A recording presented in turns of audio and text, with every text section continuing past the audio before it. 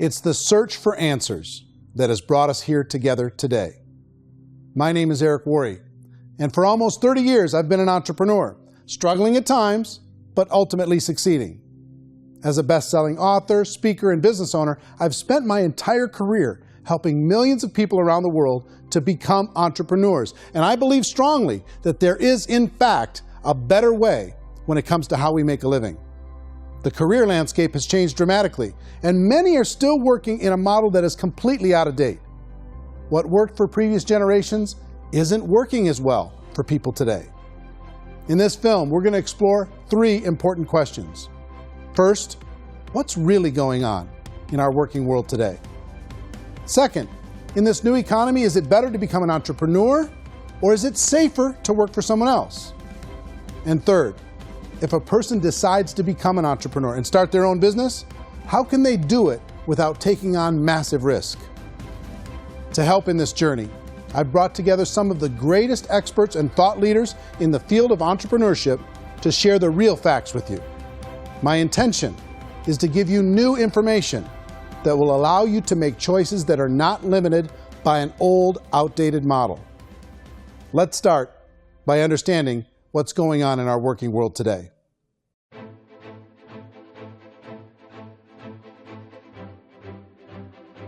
Let's look at unemployment. 30–40% of the people are honestly not working, but would be working. What our government does is if you haven't found a job in 6 months, we don't call you unemployed. We pretend you dropped out of the labor force. I've often said that unemployment, particularly structural unemployment, that's unemployment due to technological changes, is the first sign of economic growth. Think of it, 10 people live on an island. They go out every day and fish. One day, new technology shows up. A missionary brings them a net. Now, using the net, one pilots the boat, one throws the net. 2 fishermen can do all the work 10 used to. That's a 500% increase in productivity, 2 doing the work of 10, in one day. You don't have to learn a lot to learn how to throw a net instead of throw a fishing line. The island's got a big problem, 80% unemployment. But the island still has all the wealth of the fish because the 2 people produce as much fish as 10 did. Now, of course, looking back in history, these changes used to take thousands of years. And during that time, we went into farming and transportation. Some of us became doctors and some teachers and lawyers, and we developed all these new professions and new manufacturing jobs. Today, these changes are occurring literally in one day when a new technological advance occurs, and we don't have the social structures to deal with it or to retrain the unemployed people. So one of the things that I think is interesting as I travel across the country and really travel around the world is the way that we work and the way we get paid for work is changing pretty dramatically. On a global basis, everything is being turned upside down because of the rapidly advancing technologies. They are eliminating many jobs, and we have been left with many people not prepared for the jobs that exist. A lot of demand in public companies was to squeeze out all the fat and to get just as much margin as we possibly could, and fat equals humans. So this idea of job security in information age is so obsolete, but it's still taught inside our school system, and that's where the problem starts. There's no financial education in the school system, and people are still trained to be employees to work for that paycheck. This is a chart on the middle class. What's happening in the middle class, those that went to school, their incomes have been coming down for years. And parents still say to their kids, go to school, get a job. Now what happens to all those middle class people who are dropping off the ends of off the chart? Well, they become what's called working poor.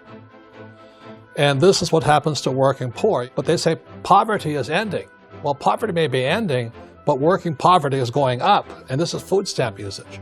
So food stamp usage in America is going through the roof right now, because people cannot earn what they call a living wage. Most people have experienced financial pressures that I think are probably greater than they have been in the past. If you're not working for yourself, then it's going to be a pretty hard road for a lot of people. Today, if you're going to control your future, the 40-40 plan is gone, where you can graduate from college and get a job and work for 40 hours a week for 40 years. That day is gone. So some of these charts actually tell you what's going on.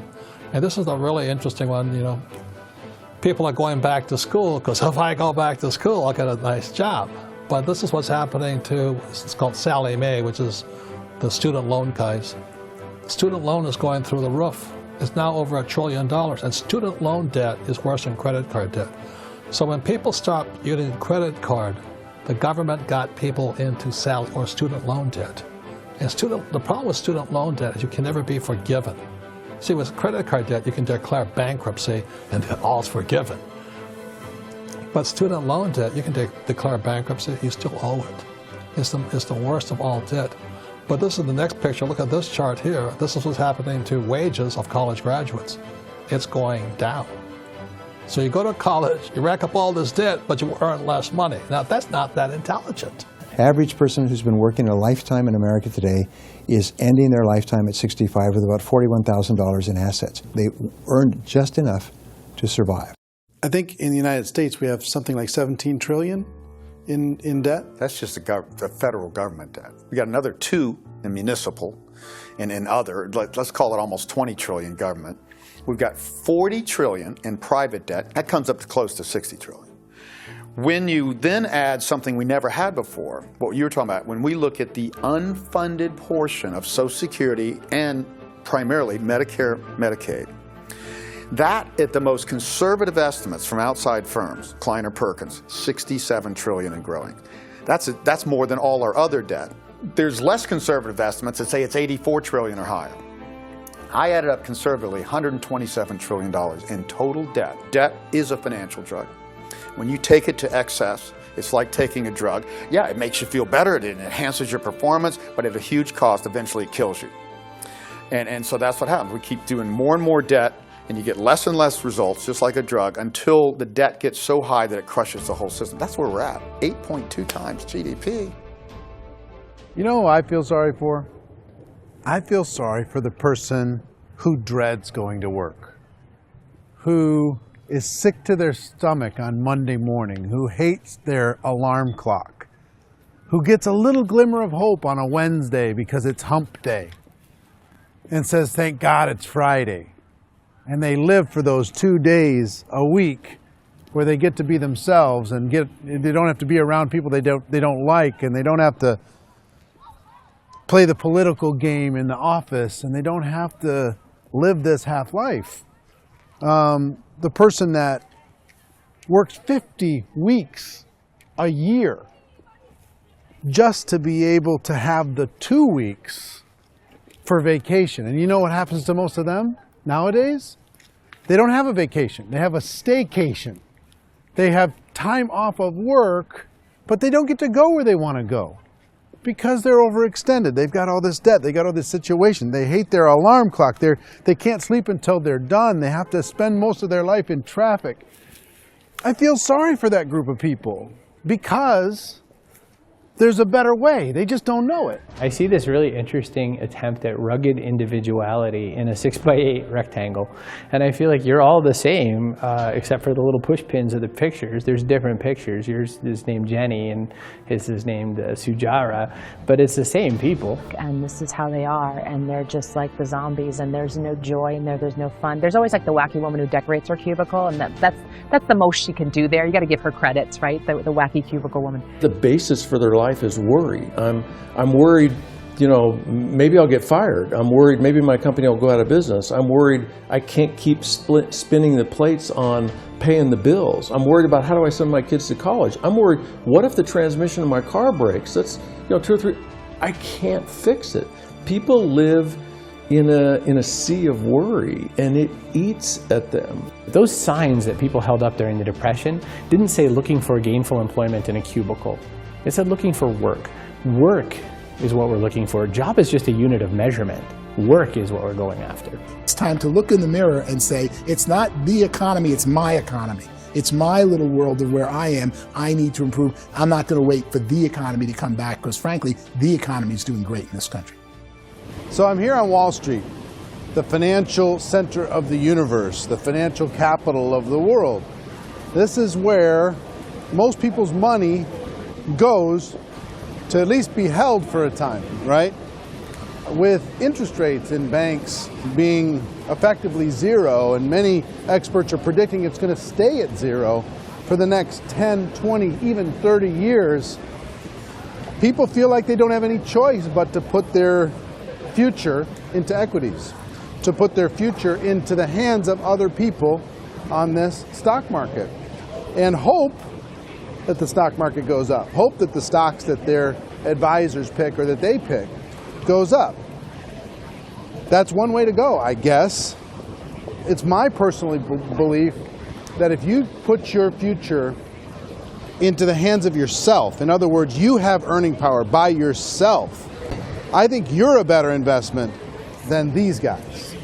I think controlling your future is a better option than handing over your retirement to these guys. The average household income in the United States is approximately $50,000 a year, what they call the middle class.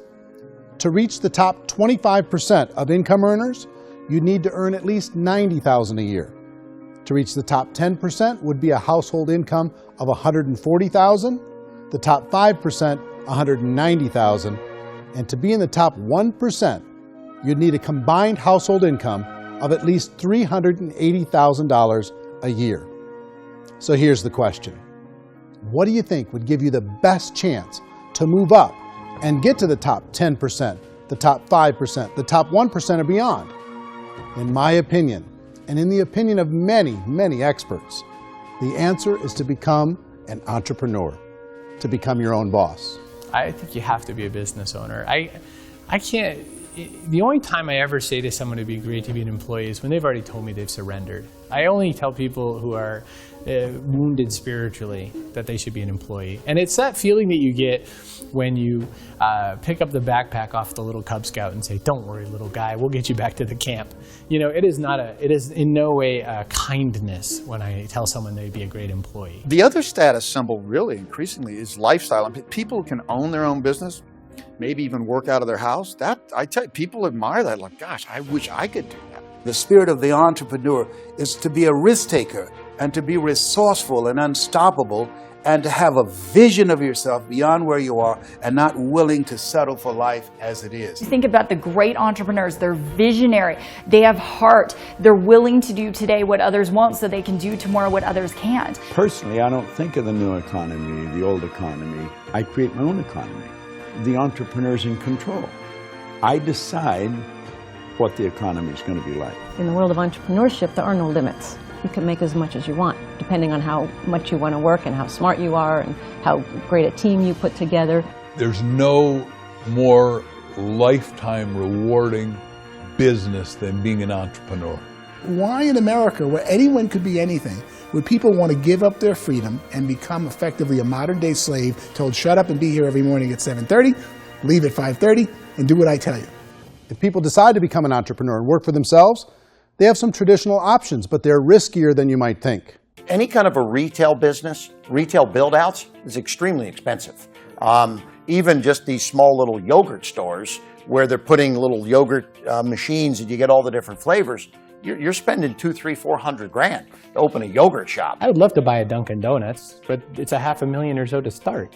I don't quite have that just-in-case money. Risking lose it all, and most guys do 2 or 3 times, and even big guys like Branson, because I'm such a fan of his, half his companies don't work. If you make $1 million, your problems are going to go. If you make $1 billion, your problems are really going to go.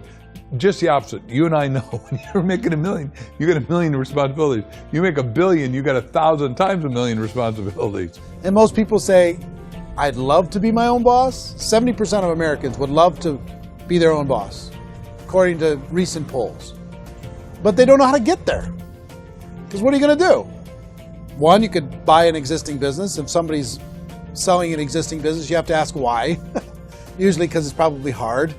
It's probably not making as much money as they hope. 2, they could buy a franchise.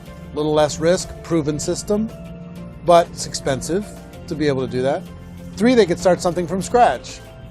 And that's where a lot of people feel like, I don't have the chops to do it. I don't have the money. I don't have the product idea. I don't have the expertise. I don't have whatever it's going to take to be able to get there, and I can't risk my family to do it. So, 4th, they could become an investor. A lot of people in this town invest to try and figure out a way, but you got to be pretty smart with that game too, right? Venture capitalists, who are the very best and most sophisticated in investing in new breakthrough businesses, make it on 1 out of 11. That means 10 out of 11 are mediocre or fail. Most of them fail. That's the risk there. An angel investor is lucky to get 1 out of 15 or 20. A business is a team sport.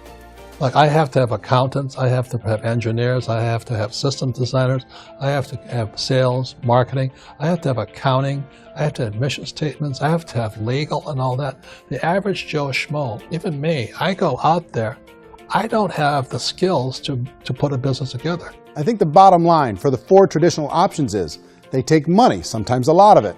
They take expertise, and they take time.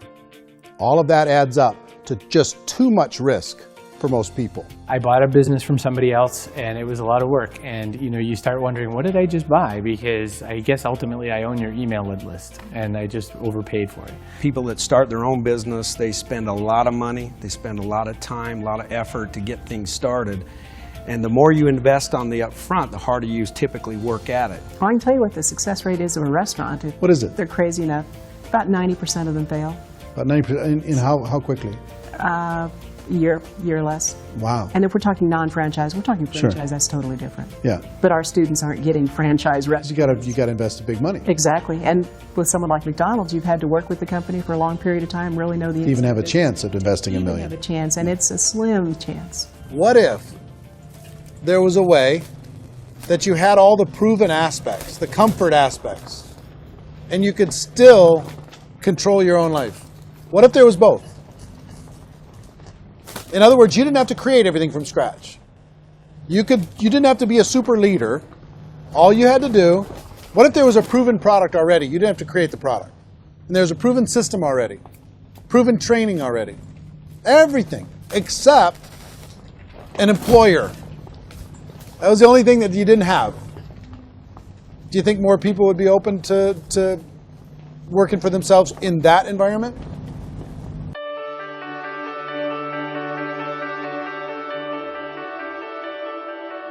In our search for a better way to make a living, we've come to the conclusion that becoming an entrepreneur is actually safer than being an employee.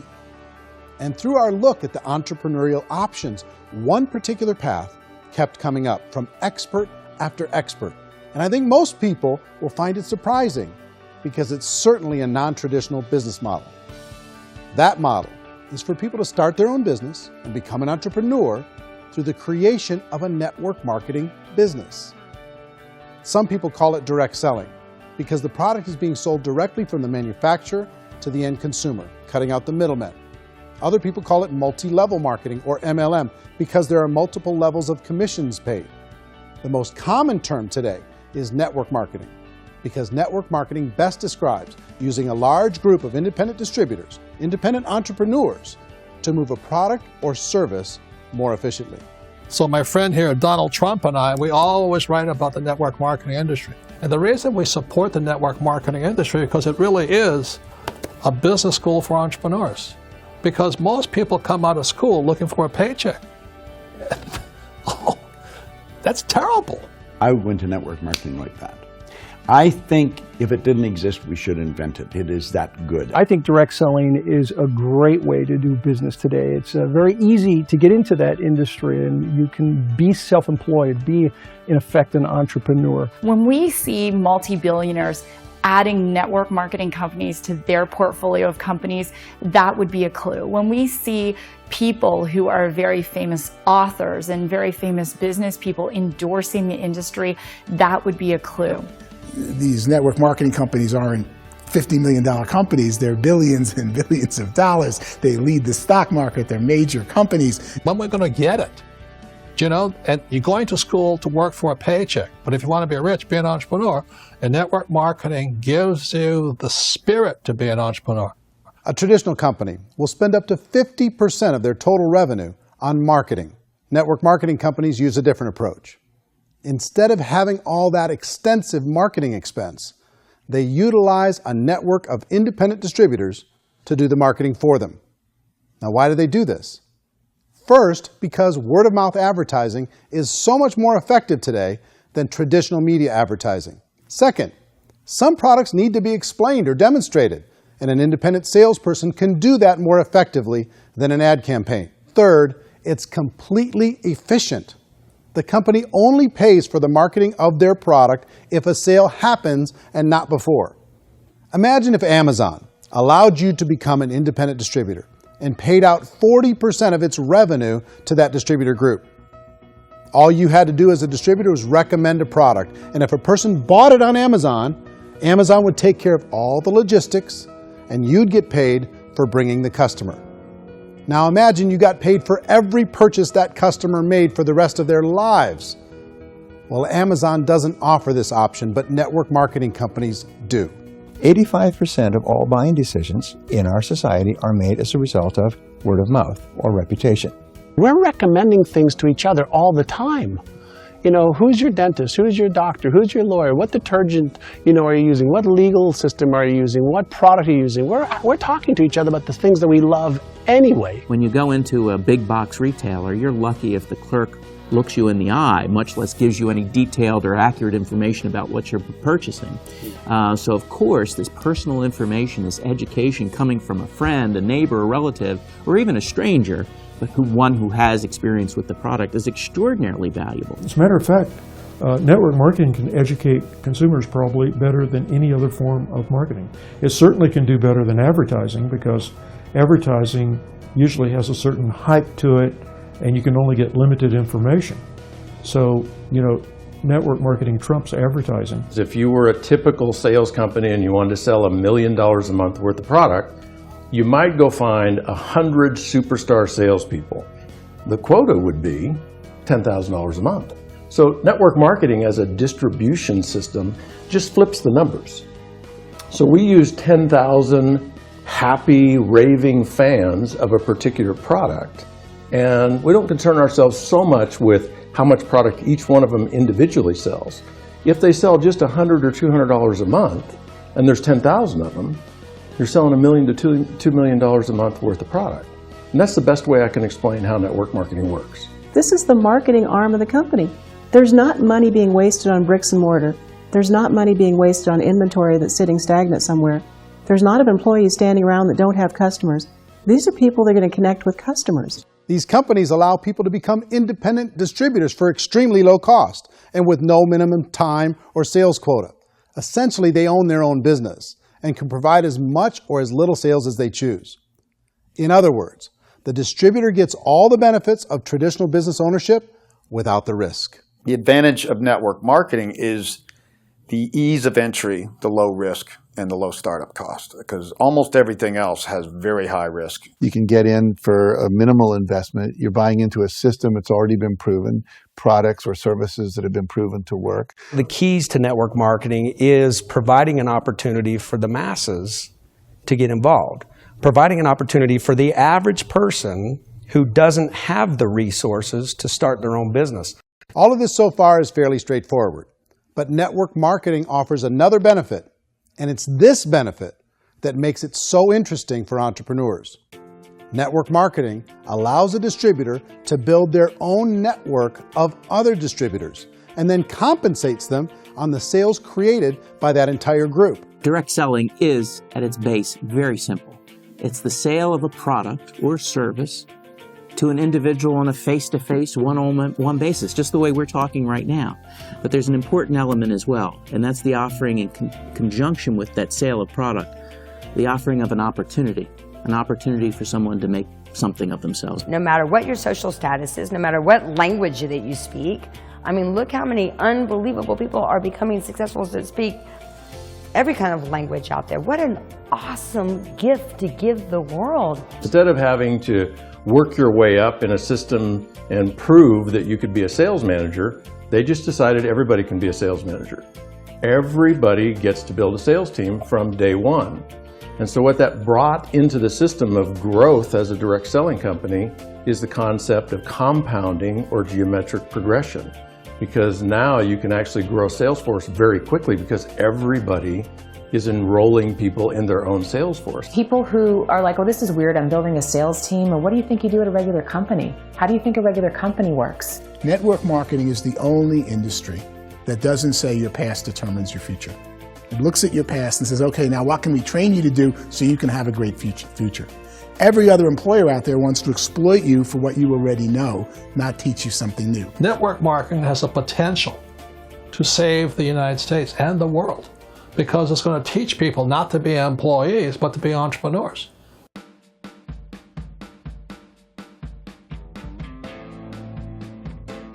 According to the Direct Selling Association, if you add up all the network marketing companies around the world, they combine to do over $178 billion a year in retail sales. To give you an idea of how big that really is, the NFL, the National Football League, does approximately $9 billion a year. The music industry does a little more than $16 billion a year, and the movie industry does about $80 billion a year.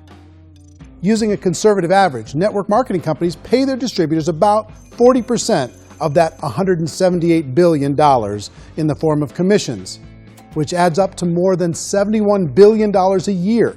That's almost $6 billion a month. It's almost $200 million in commissions every single day.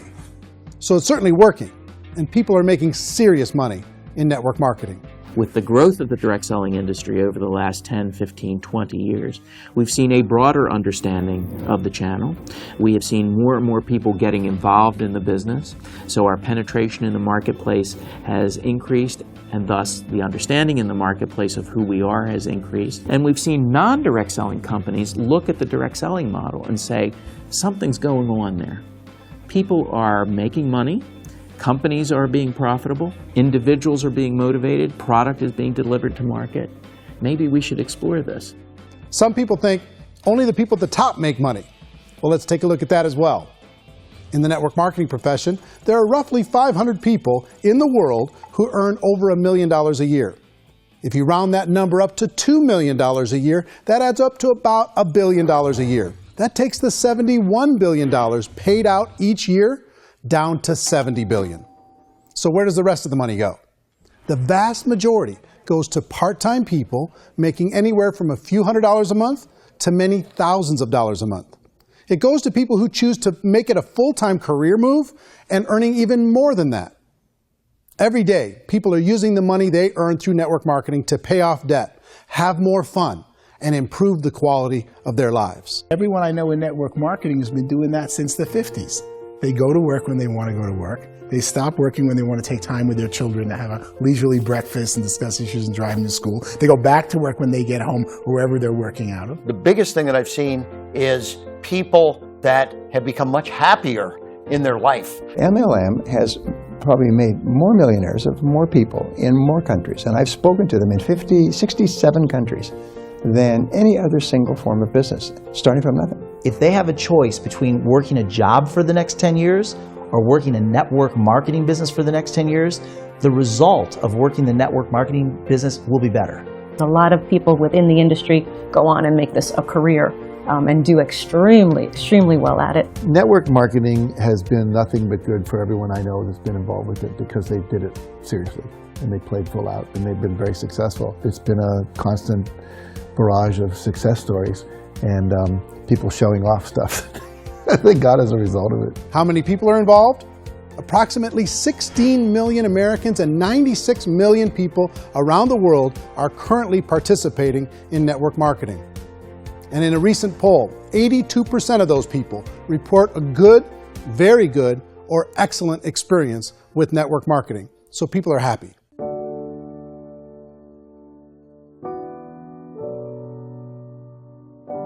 So I've taken a look at the network marketing profession and really tried to understand why so many people are confused as to the validity of this as a business. One is this pyramid shape. People get really messed up with this pyramid. Oh, it's one of those pyramid things. So I just think there are a lot of haters out there who really don't understand the industry and say, oh, it's a get-rich-quick scheme. It's a pyramid. Well, corporate America is a pyramid scheme. You know what I mean? It goes like this. You have thousands of MBAs, let's say working for Ford or General Motors or Coca-Cola. If all these MBAs, they're all trying to get to here, that's a pyramid.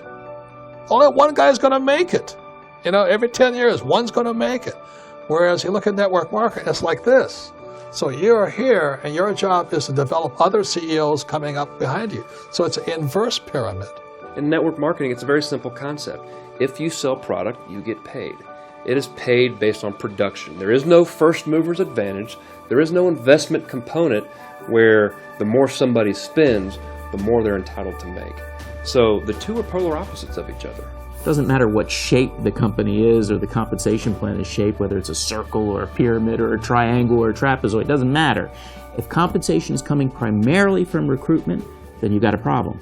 On the other hand, if an operation is basing their compensation to participants on the basis of sales, even when those sales are generated by people you've recruited, well, then you're a perfectly legitimate enterprise. That's the legal test, it's the practical test. Another issue that's been true in the past that is no longer true now is people used to be in network marketing loaded up with products that they couldn't sell, and they ended up a loser. They ended up with a bunch of product in their garage, they ended up with a bunch of products sitting in their kitchen shelves or whatever, and they thought they could sell it, and then they weren't willing to or able to sell it, and they ended up with a bunch of stuff, and they were bitter about it. There was this thing called front loading where you had to buy, like, well, if you bought $25,000 worth of product, you got better commissions and all this. Today, it's almost all done by computer. It's direct mail, comes from a warehouse somewhere else. You don't have to have all this inventory. You don't have to stock up. It's a paperless world now. You know, most of it's done online. You have a back office.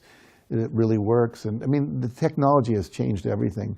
Third issue is people start talking about 99% of people in network marketing don't make any money. Well, we've talked about that over the course of this journey together. Almost $200 million a day is being paid out to network marketing distributors around the world. The naysayers, the people who say that it doesn't work, are usually the ones who just don't know how to make it work for themselves. And so they're giving you an opinion, and I tell people, don't confuse people's opinions with expertise, because opinions are free. And don't confuse sincerity with the truth, because people can be sincerely wrong. But here's the reality inside of network marketing. The vast majority of people that get involved in network marketing just become customers, and they get involved to be able to purchase product at a lower price. If you take Costco as an example, if a person goes into Costco and gets a membership to Costco so they can get a lower price on the product, we don't call that person a loser because they have a bunch of product that they walked out with a smile on their face. Yet when some people want to take a look at network marketing, they say, well, those people, they're just using the product and they aren't earning an income, so they must be a loser. They're not a loser, they're a happy customer. That's the vast majority of people that are involved in network marketing. Now, a smaller percentage of those people decide to go build a business. They earn $300 a month, $500 a month, $1,000, $2,000. That's the bulk of earnings in network marketing. And then there's the few that really decide to take it serious, really decide to build a large network, really work to make that network very, very productive. And those people make huge amounts of money, and there's no cap. What I do as an outside economist, just somebody looking at this industry like any other industry I speak and say, look, what's the realities of this? 1% do incredibly well. 10% generate some additional income at pretty low risk and effort. That's not, and 90% of people roughly end up customers. One thing that I think is real when it comes to people's perceptions about network marketing is people put this, and distributors, I think, involved in network marketing have some responsibility for this. They have sometimes unrealistic claims about the product or about the income. Most people who become distributors, they want the money, they want to be successful, but they don't have the skills. They don't know what to do. And when people don't know what to do and they're in a new business, they're scared. And when they're scared, they panic and desperation kind of sets in. So they think everyone they talk to has to get in. So if I talk to you and you say, well, no, I don't have time to do that, they're like, no, I need you. You have to do this or I won't be successful. So I start clawing on you. I start that desperation. So then I start making claims about the product, which are not appropriate, probably not even true. Or I start saying, oh, let me show you how you can make all this money and you don't have to do anything, Eric. And so you just totally misrepresent the opportunity, and you're clingy with people because you think you need everybody to be successful. And you don't. You know, one of the messages that I try to deliver most forcefully to companies as well as salespeople in direct selling is that you don't have to overpromise. The reality is in network marketing, there's a lot of hard work involved. There's a lot of effort. You're going to have to develop yourself. It's a business like anything else. It's going to take some time, but in my opinion, it's better.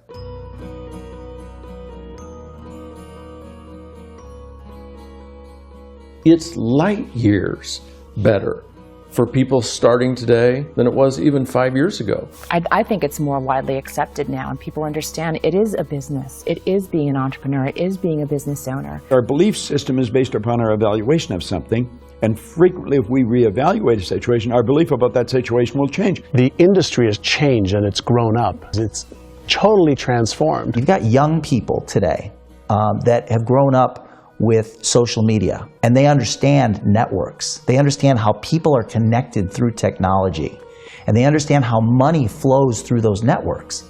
So when they see network marketing, they don't see it the way their parents saw it. And we've all learned, the larger industry that you represent, has all learned from those mistakes and flaws and errors that have happened early on. Early algorithms didn't work the right way. That's all fixed. It's like when they design a computer program, they design the program, then they run it, and then they go back through and they debug it. The MLM industry has been debugged. This is the day of being virtual, being able to run a business from your mobile phone. I mean, it's incredible. Companies are getting smarter. They're implementing more consumer protections. They're implementing more compliance training. They're doing more with respect to product research. If you do get involved and you make purchases of inventory, even on a voluntary basis, if you decide that this business is not for you, you can leave and have that inventory repurchased by the company. There's no other business that offers that kind of protection on a voluntary, self-regulatory basis.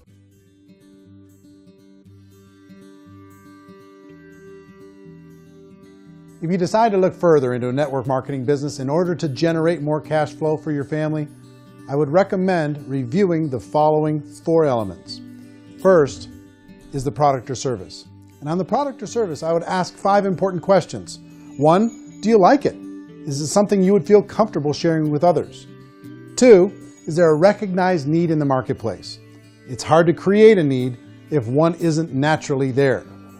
3rd, does the product meet that need? Does it solve a legitimate problem for consumers? And 4th, is it priced to sell? Can it compete in the marketplace? And 5th, is it priced for profit? Is there enough margin for the company and the distributor to be able to generate income for the long term? If you can answer the questions on the product to your satisfaction, the next element to consider is the company itself. Is it well run? Do you believe in the founders or the management team? Do you feel they have what it takes to go all the way? See, it doesn't matter how good the product is if the management can't take care of the company. Good management can change with the times. They can handle adversity. They can make good decisions. Make sure you choose a company that can serve you for a long time. The 3rd element to consider is the compensation plan. And with that, there are 3 important things to look at. First, a brand new person needs to be able to generate some money fairly quickly. It may be an obvious reason, but you can probably imagine the ripple effect of a distributor getting involved and having even a small victory fast. That can only help with the overall success of the organization. Second, a person should be able to develop a moderate part-time income in a reasonable period of time. As they develop their network and as their sales grow, they should be able to enjoy more benefits. And third, for the people who are really serious, for those who decide to really go pro in the network marketing profession, there should be the possibility to make a serious full-time income if they work hard and are committed to developing their skills.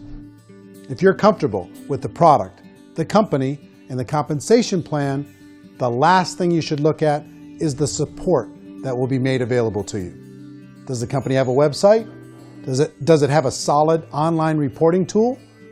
Do they have comprehensive training available? Do they host events to help you build your business? If you decide to do this, what kind of a support system can you plug into? Choosing a network marketing company is a personal decision. But evaluating the 4 elements of product, company, compensation plan, and support is a great place to start. Is the company promising that you're going to get rich quick or that you can make a lot of money without a lot of effort? That's a red flag. Is there a product that you really believe in that you think can be sold? Or are you being told by salespeople or the person who's trying to recruit you or by the company itself that don't worry about the product, all you have to do is recruit other people into the business? Red flag, warning sign. If you're hearing that, take a second or even a third look. Get to know the customers, the products, the business, have some success, and see where the opportunities might take you to move up in the organization. You want to find out how concerned are they about my education, my training, and my development? Is there a space for me to grow? Most important question. Learn everything that you can about the product. Make sure it's something that you believe in, and learn everything you can about the industry and work that system. You have to be very passionate about whatever that company is doing. I would get involved. You can always test drive anything, you know, the product, the service, the community, and then lean into it a bit. If it feels good, then lean into it a lot. Behind me is the Lincoln Memorial. And this is a place where Martin Luther King Jr. had his famous "I Have a Dream" speech. And at that speech, he talked about his dream for equality for everyone around the world. And that's a noble dream. But I think more people need to remember what it was like when they were kids and the dream was still alive in them. Before it got beaten out of them by reality, by this paycheck, by these responsibilities, and by having to live for this job to pay the bills. I think people need to remember that, go back to that. Once they know that there's a better way, I think their future is going to be much brighter. They can live a better life.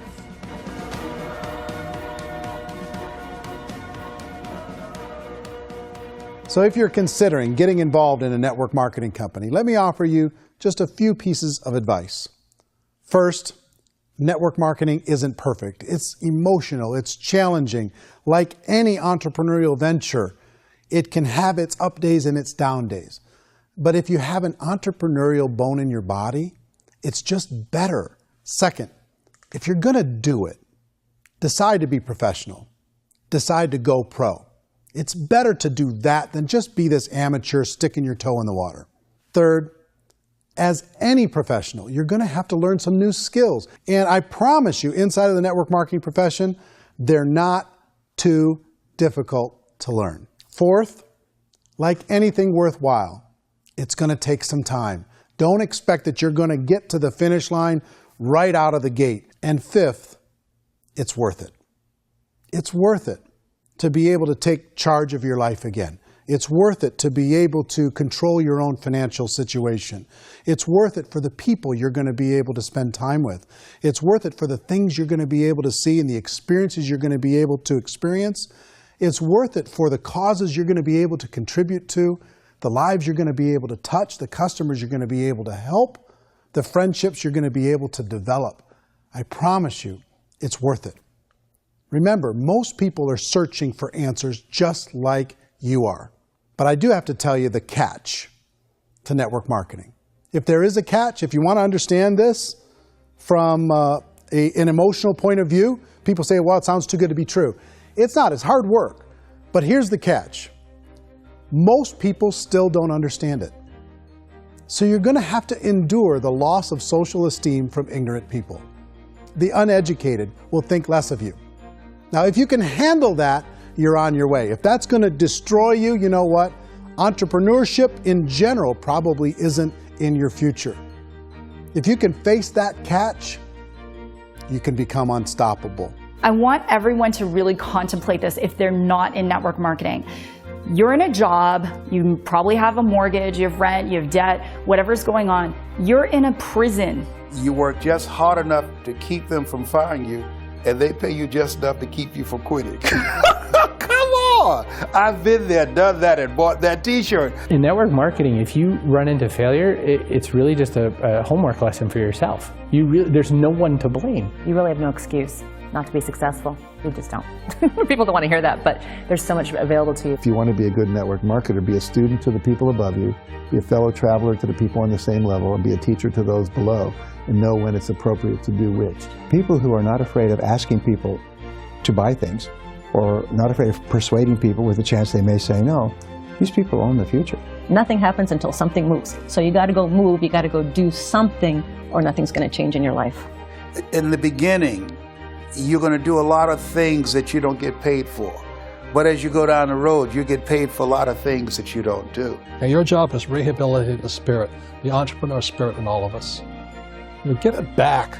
You either give it a strong yes or a strong no, but no wishy-washy, dilly-dally stuff in the middle.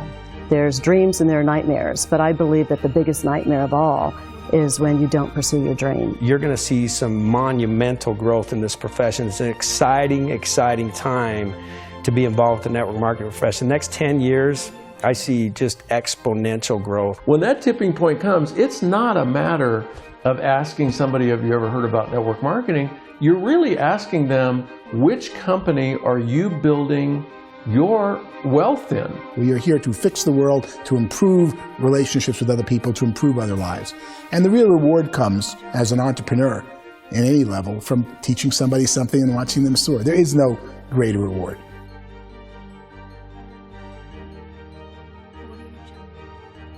Life's too short to spend it living someone else's dream instead of your own. It's too short to spend it living at a fraction of your potential. Can being an entrepreneur be a challenge at times? Sure.